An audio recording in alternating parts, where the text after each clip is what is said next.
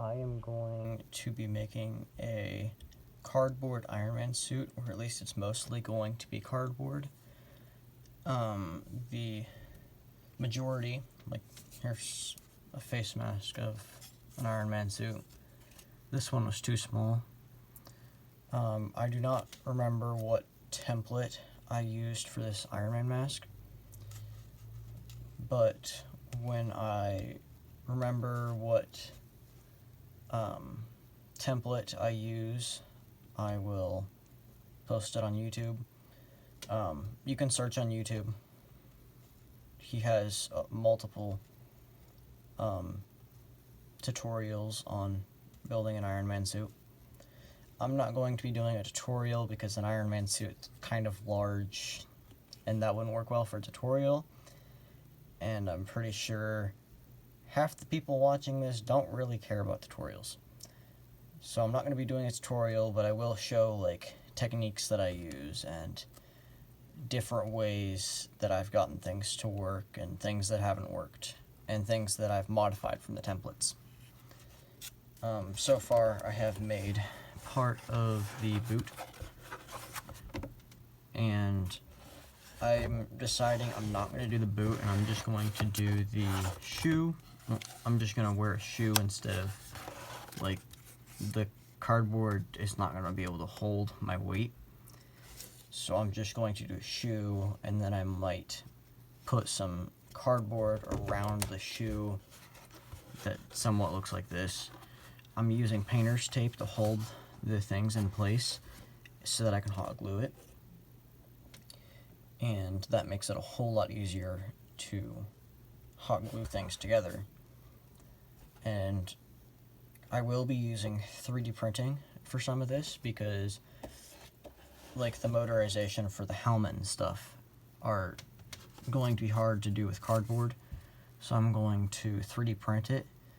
And I'm able to 3D print now because I just got a 3D printer.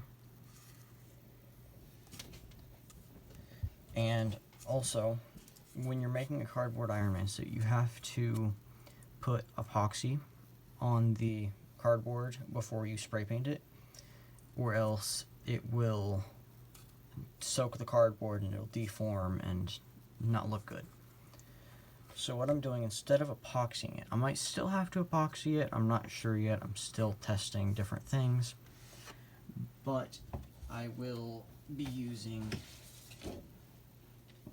this poster board that you can get, like, really cheap, and it's just like really thick paper, and I'm going to make sure to use this side, the side that's not waxy, so that the paint sticks, because the tests that I have done, the paint does not stick to the waxy side. Also, if you're building a Iron Man suit, I'm building Mach 4 because that's the templates that I found that were free. So since it is the earlier version of Iron Man suits, those suits actually existed when they made the movie. The newer movies like Endgame, the Mach 85 suit does not actually exist. That's just CGI.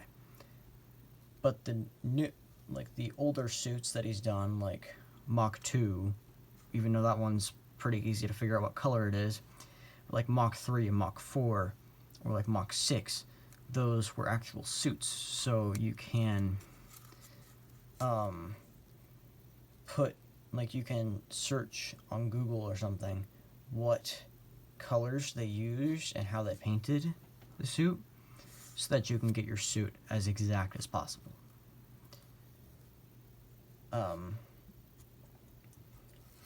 I am going to be using these boots. Maybe these ones, I might not use these ones for the stand, just because of the way I'm building things. It's going to be hard to use these with my, like, with me standing in it. It's not going to work well. I also am going to make it so that if you've seen other Iron Man suit builds, whether they're cardboard, plastic or fiberglass or even metal, they still, like, you still always have to, like, put the thing on, like, you have to put, like, the legs on, and the chest on, and the arms on. I'm not going to be doing that, I hope. I'm going to see if I can figure out a way that I can have the back of the suit open, kind of like in the Lego games for the Iron Man suits. The back of the suit opens, and Tony Stark just jumps in the suit. I'm going to be trying to do something like that. I'm not sure if it's going to work because of how strong everything's going to be, but I'm hoping with 3D printing that should work out like how I'm hoping it will. The suit is not my favorite suit, but it's free templates. I'd like to do like Mach 85, but that's not an option. For one, it's like I don't think there's any free templates on Mach 85, and that one is CGI, so it's hard to figure out what color to paint it, because in the movie it goes through 9 different color changes, so that would be hard to paint. And also you'd have to get you'd have to paint it away so that it looks like the nanotech. I will be working on sometime a mask that can fold out of headphones. I'm going to see if I can get that to work. And just because it unfolds onto you, I'm going to do Mach 5. I like the helmet. I don't really like the suit, because the suit just looks like it's made of tinfoil. Also, this suit build that I'm going to be doing is going to be like a budget build. Like, I'm not going to spend ridiculous amounts of money. Like, I already have the 3D printer. You don't have to have a 3D printer if you don't want to, but it just makes some things easier.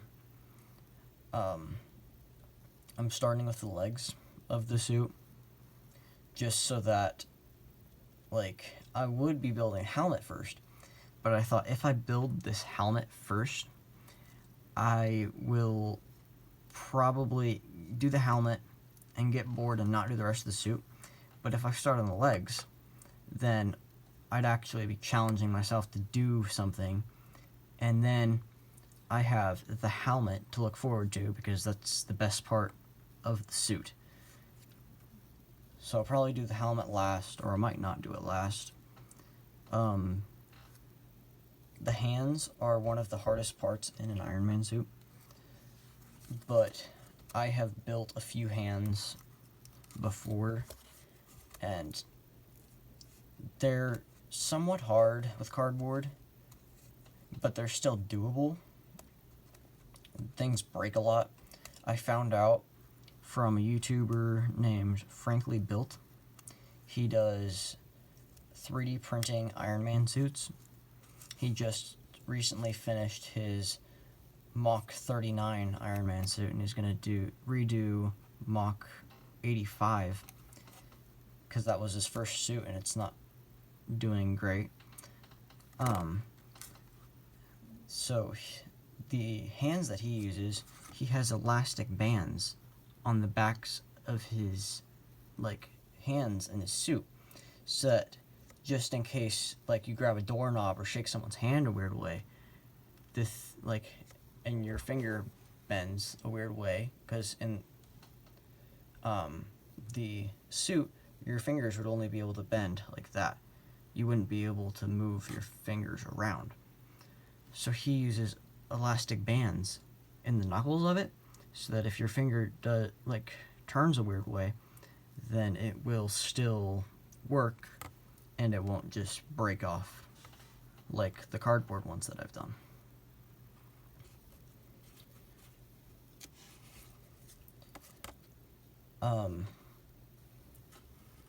This is probably going to be a very long build, and it's probably going to be a while till I do another video. The reason why I haven't been doing videos that often is because I just haven't really found a need to do videos because I have 23 subscribers and clearly not many people watch my channel. Like, I just recently hit over 1,000 views on my channel, but I'm still at 23 subscribers, and if you didn't know, YouTube will pay you if you have enough subscribers. So if I get to 500 subscribers, and then each 1,000 views that I get on my videos, they'll pay me $1 to $10.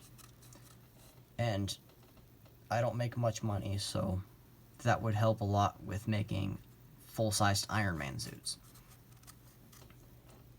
So, subscribe. But go check out Frankly Built's channel. He builds some pretty cool stuff on his channel. And like and subscribe.